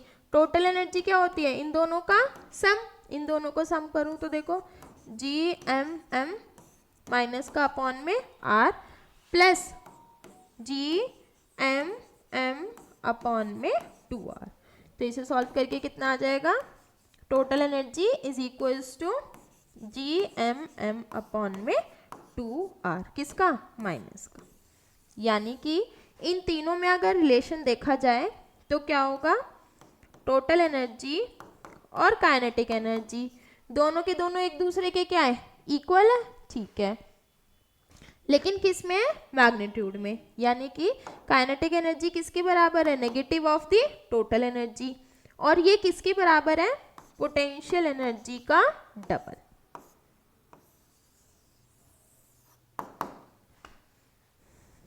आई बात समझ, कोई दिक्कत इतने में? चलो अब आगे क्वेश्चन करते हैं। पहले बाइंडिंग एनर्जी देखते हैं। तो बाइंडिंग देखो, टोटल एनर्जी वो एनर्जी है जो कि किसके पास है, सैटेलाइट के पास। बाइंडिंग एनर्जी क्या है, the energy required by the satellite to leave its orbit around the earth and escape to the infinity. तो बाइंडिंग एनर्जी क्या है, वो एनर्जी जो कि किसको चाहिए, सैटेलाइट को चाहिए, किस लिए, अर्थ ऑर्बिट से एस्केप करने के लिए। तो देखो बाइंडिंग एनर्जी किसके बराबर होगी भाई, जो उसकी टोटल एनर्जी थी उतनी तो एनर्जी उसे देनी पड़ेगी ना। तो बाइंडिंग एनर्जी किसके बराबर होगी, जो कि सैटेलाइट की टोटल एनर्जी थी उसके बराबर, ठीक है, लेकिन प्लस में। कोई दिक्कत? नेगेटिव में टोटल एनर्जी क्या दिखाना चाह रही है, वो ये दिखाना चाह रही है कि हमारी जो सैटेलाइट है वो बाउंड है अर्थ के साथ, किसकी वजह से, ग्रेविटेशनल फोर्स के कारण, ठीक है। चलो अब next question. A 400 kg satellite is in a circular orbit of radius 2 re around the earth. How much energy is required to transfer it to a circular orbit of radius 4 re? What are the changes in the kinetic and the potential energy? ये तो simple question है। देखो potential energy का formula कितना होता है, -GMM/r। तो हमें निकालना है चेंज इन पोटेंशियल एनर्जी, यानी कि potential energy final minus potential energy initial. तो पोटेंशियल एनर्जी जो फाइनल है उसका रेडियस कितना है, 4 re, ठीक है, वैल्यूज पुट कर देते हैं। तो माइनस का GMM बाहर कॉमन आ गया, पोटेंशियल एनर्जी फाइनल, तो ये कितना हो जाएगा 4r, माइनस तो बाहर कॉमन ले लिया था हमने वाला, बस ये माइनस बचा है, -1/2r, ठीक है। तो ये कितना आ गया, माइनस का GMM और ये हो जाएगा -1/4r, माइनस माइनस प्लस। तो चेंज इन पोटेंशियल एनर्जी कितना आ जाएगा, चेंज इन पोटेंशियल एनर्जी आ जाएगा GMM अपॉन में 4r। कोई दिक्कत? सबकी वैल्यूज पुट कर देंगे तो हमारा आंसर आ जाएगा। G भी कांस्टेंट है, M भी कांस्टेंट है, स्मॉल m की वैल्यू भी हमें गिवन है 4 और r पे, ठीक है। 6.67 into 10 raise to the power -11, ये कितना हो जाएगा 6 into 10 raise to the power 24। Small m कितना दे रखा है हमें, 400 डिवाइडेड बाय 4 इंटू r, ये कितना है 6400 किलोमीटर में है, तो 10 रेज टू द पावर 3 भी आ जाएगा। तो चेंज इन पोटेंशियल एनर्जी, इसको कैलकुलेट कर लो, कितना आ रहा है इसे कैलकुलेट करके,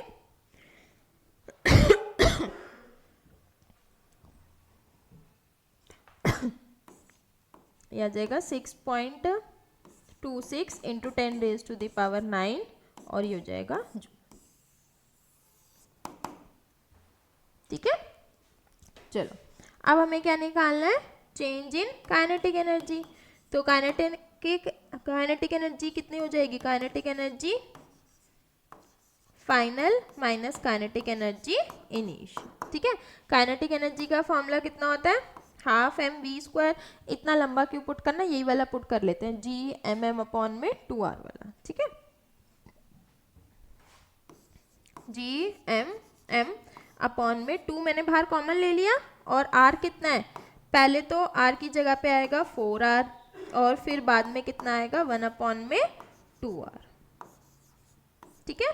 चलो कितना आ जाएगा, ये सॉल्व करके आ जाएगा GMM, इन दोनों को सॉल्व करूंगी तो आ जाएगा 4 और 4 2 ज़ा 8, तो ये आ जाएगा 8r। देखो इसी के जैसा है बिल्कुल, बस क्या चेंज आ रहा है हमारे पास, ये माइनस में आ रहा है, ये कितना आ रहा है, इसका आधा आ रहा है, तो ये कैलकुलेट करके आ जाएगा 3.13 into 10 raise to the power 9 joule, ठीक है।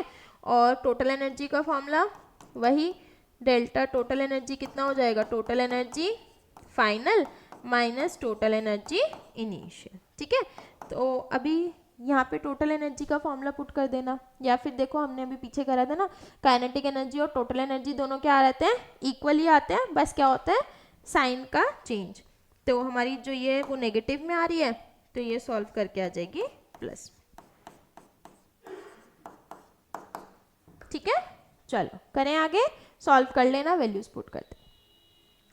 अच्छा, नेक्स्ट क्वेश्चन में हमें क्या बोला है, calculate the energy required to move an earth satellite of mass 10⁻³ kg from a circular orbit of radius 2r to that of 3r।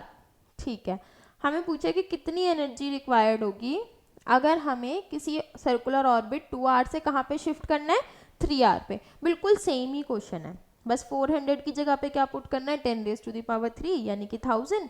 और पिछले क्वेश्चन में क्या था, 2r और 4r, यहाँ पे क्या है 2r और 3r। ठीक है, ये वाला क्वेश्चन आप लोगों के लिए होमवर्क है, मेरे को इसका आंसर निकाल के कमेंट जरूर करना है क्या आप लोगों का सॉल्यूशन आ रहा है, फाइनल आंसर। अच्छा, अब आगे देखते हैं Kepler's laws of planetary motion. तो बेसिकली केपलर्स लॉज हैं क्या, देखो केपलर के 3 लॉज हैं। ठीक है, किसके लिए हैं ये, प्लैनेटरी मोशन के लिए। तो सबसे पहले लॉ इसका क्या कहता है कि हर एक प्लैनेट कैसे घूमेगा, एलिप्टिकल पाथ में, किस तरीके से, such that sun is at the foci. Ellipse के क्या होते हैं, 2 फोकाई, तो उन दोनों में से किसी एक पे सन सिचुएटेड है और जो प्लैनेट है उस एलिप्टिकल पाथ में क्या कर रहा है, रिवॉल्व। ठीक है, ये क्या है इसका फर्स्ट लॉ। तो each planet revolves around the sun, किसमें, in an elliptical orbit with the sun situated at the one of its foci, such that कि सन जो है उसके एक फोकाई पे सिचुएटेड है। ठीक है, चलो सेकेंड लॉ करें अब इसका। अच्छा, इसमें ये तो बताया नहीं, यहाँ पे देखो 2 पॉइंट है, एक पॉइंट P है और एक पॉइंट क्या है यहाँ पे A। तो पॉइंट P और पॉइंट A का मतलब क्या है, देखो सच दैट कि सन यहाँ पे है, तो पॉइंट P जो है वो वाला पॉइंट है जो कि सन के पास में है, और पॉइंट A वो वाला पॉइंट है जो कि सन से दूर है। ठीक है, तो इन्हें हम क्या क्या बोलते हैं, the point P and A on the orbit are called the perihelion and the aphelion. Perihelion वो होता है जो सन के पास में है, और एपीहीलियन वो होता है जो सन से दूर है। ठीक है, चलो सेकेंड लॉ देखते हैं जो कि बहुत ही ज़्यादा इंपॉर्टेंट है और ये प्रूफ करने के लिए भी आता है एग्जाम में। क्या बोला है सेकेंड लॉ में, देखो सेकेंड लॉ क्या कहता है कि the radius vector drawn from the sun to a planet sweeps out equal area in equal interval of time. आसान भाषा में क्या बोला गया है कि एरियल वेलोसिटी जो है वो क्या रहती है, कांस्टेंट। एरियल वेलोसिटी कांस्टेंट का मतलब क्या है कि जो एरिया कवर्ड है पर यूनिट टाइम वो क्या रहता है, कांस्टेंट। ठीक है, वही चीज़ हमें यहाँ पे प्रूव भी करनी है।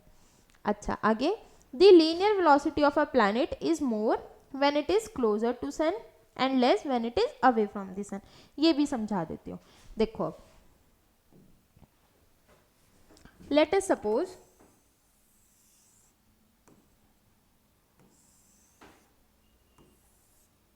ये सन है।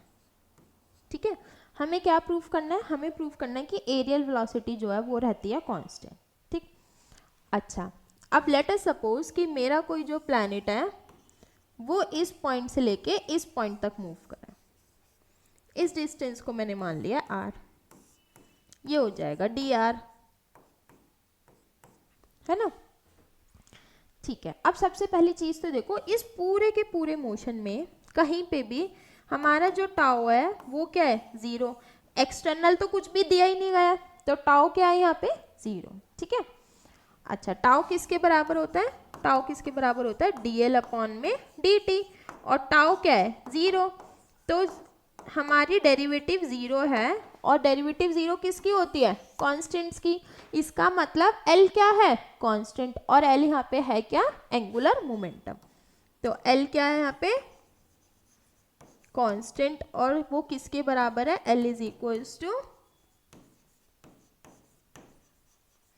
Angular momentum.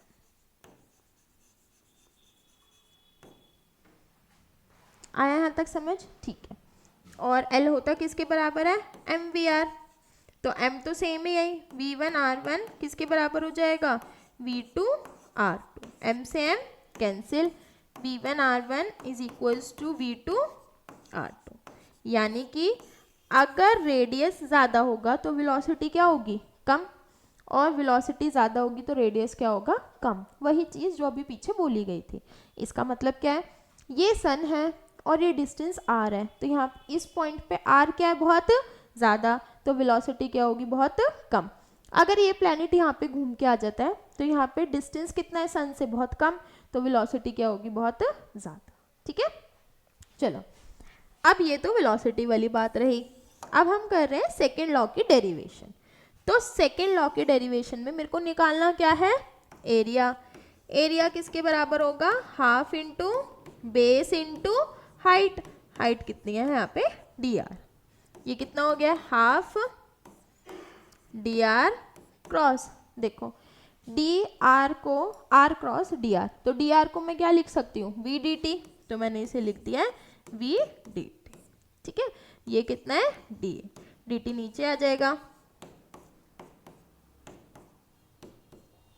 ये कितना हो गया है हाफ, अच्छा r क्रॉस v, v को मैं क्या लिख सकती हूँ, p बाय एम भी तो लिख सकती हूँ, है ना, और m क्या है कांस्टेंट, ये आ गया बाहर, ये कितना बचा r क्रॉस p, और r क्रॉस p किसके बराबर होता है, l के, तो ये कितना आ गया l अपॉन में 2m, और l भी कांस्टेंट, 2 भी कांस्टेंट, m भी कांस्टेंट, इसका मतलब dA अपॉन में dt क्या आ रहा है हमारा, कांस्टेंट।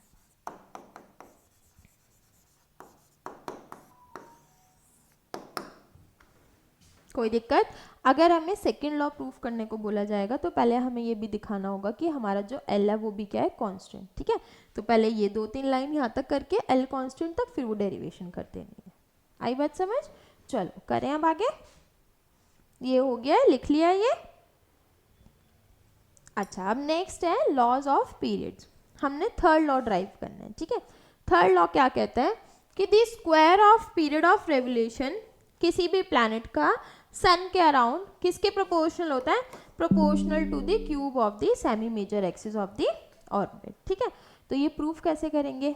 अच्छा, अब एक चीज देखो, अगर कोई प्लैनेट सन के चारों तरफ घूम रहा है तो उसको जो सेंट्रीपिटल फोर्स है वो कहाँ से मिल रहा है, ग्रेविटेशनल फोर्स से। तो हम क्या लिखेंगे, सेंट्रीपिटल फोर्स किसके बराबर है, ग्रेविटेशनल फोर्स के।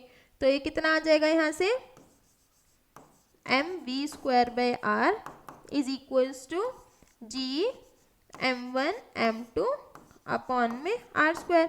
एक m से एक m कैंसिल, एक r से एक r कैंसिल, v कितना आ गया यहाँ से, root gm by r।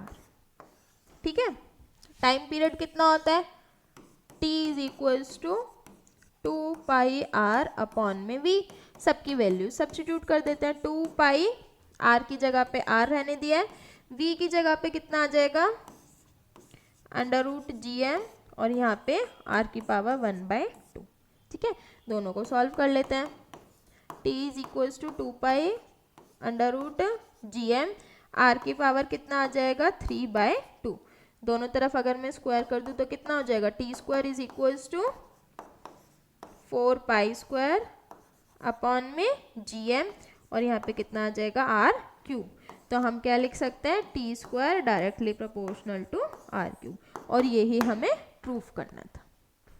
Is it clear, मुश्किल तो नहीं है, ये चैप्टर तो इजी है ना। चलो आगे करें। नेक्स्ट क्या है, in the Kepler's law of the periods T square is equals to K R cube, constant भी गिवन है हमें, डिस्टेंस r भी गिवन है, और हमने निकालना क्या है, टाइम पीरियड। देखो तो बहुत इजी क्वेश्चन है, फॉर्मूला भी दे रखा है, कांस्टेंट भी दे रखा है, और क्या दे रखा है हमें, डिस्टेंस भी दे रखा है। सॉल्व करोगे। चलो ये क्वेश्चन आप लोगों के लिए होमवर्क है, और इसी के साथ आज हम लोगों ने कंप्लीट कर लिया अपना चैप्टर 7 ग्रेविटेशन। नेक्स्ट वीडियो में हम लोग नेक्स्ट चैप्टर सॉल्व करने वाले हैं पूरा का पूरा विद जैसे सेम इसी पैटर्न में, every conceptual, numerical and derivation. तब तक के लिए आप लोग ये चैप्टर अच्छे से करके रखिएगा, और इसमें अगर कोई डाउट हो तो मेरे को कमेंट करके ज़रूर बताना है। तब तक के लिए टेक केयर, गुड बाय, मेहनत करते रहिए, लाइफ में आगे बढ़ते रहिए।